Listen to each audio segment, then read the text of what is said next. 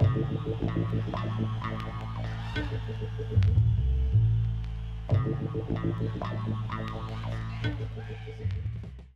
is Mitch Sulkers for the Coast Mountain Backcountry Report. We've been up in the Marriott Basin for the last 3 days. Previous to that, we spent 5 days. And there we go, a nice little release, loose, dry, coming off the cliff face behind me, off the rocks right over here. First one that we've seen today, but there's the sun starting to act on those particular slopes. We've found the stability here to be better than what we were experiencing in Whistler on the weekend. We're not getting any planar results or any drops. The top 25 is pretty low density, but that's going to change today with the sun coming out, being in the sky quite high. I expect that we're going to see things warming up and starting to go on a fairly regular basis.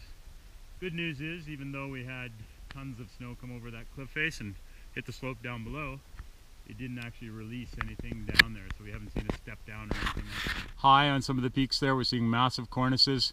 A small cornice fall precipitated this 1.5 on Monday afternoon on the avalanche cone down below, and it ran quite long, 300 feet vertical, down to a deposition of about 1 meter of depth.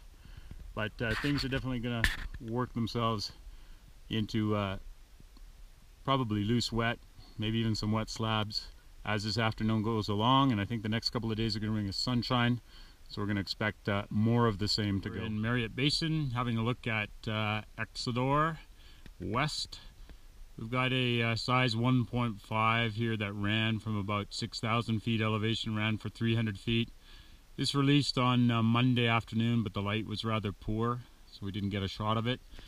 But we've been up here for the last 3 days having a little look around. Today's the first day that the sun is really coming out. Got a size 1 in a gully here that ran on Monday afternoon with a little bit of sun coming out and causing a loose wet from a rocky face. Started with a pinpoint release and then trained a little bit going down the gully, but that's all that had happened so far. Our instabilities that we're seeing at this point in time, regardless of aspect, seem to be in the surface layer down about 20-25 centimeters. Beneath that, things seem to be well consolidated, and we haven't been getting releases, only breaks. When we're doing column tests, we're finding that the columns are in pretty good shape, and even that 25 centimeter down really doesn't become reactive unless a bit of sun comes out for a period of time. So stability definitely improving over the last little while. We've skied up to 2,250 meters elevation, even on south aspects, and had good skiing in the past 2 days when the visibility allowed us to come in and really see what was going on, and no sloughs, no skier accidentals or anything like that.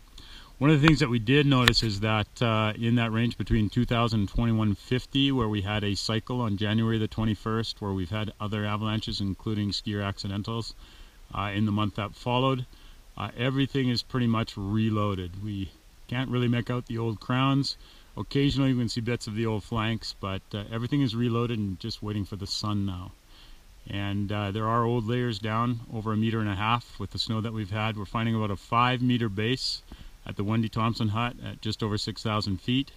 Pretty significant base, lots of loading in here, and we expect the sun over the next couple of days to start cooking things. And I suspect things are going to go a bit deeper once that happens. Even starting to get some pinwheeling early this morning off of some of the steeper faces there. The sun has been out since around 7:45, starting to work some of these slopes. And we're getting some tree bombs starting to drop, but as the day goes on, we're pretty much bluebird here. If this continues, we're going to have more stuff coming down.